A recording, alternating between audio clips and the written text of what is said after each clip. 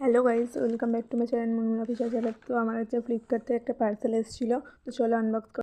তো এটাকে এখন আনবক্স করবো। তো আমি কাঁচি দিয়ে এটাকে কিছুটা কেটে নেবো, তারপরে হচ্ছে কি দেখাচ্ছি ভেতরে কী আছে। তো চলো তোমরা পুরো ভিডিওটা দেখতে থাকো, স্কিপ না করে, ঠিক আছে? এটা শর্ট ভিডিওই হচ্ছে, তবুও বেশিক্ষণের না, তো প্লিজ ভিডিওটা কেউ স্কিপ করবেন না। চলো এটাকে আমি এখন কেটে নিচ্ছি, তারপর দেখা যাক কী আছে। ভিডিওটা দেখতে থাকো, বের করি। চলো, এই যে আমি একটা স্ট্রেটনার অর্ডার দিয়েছিলাম, তো সেটাই এসছে।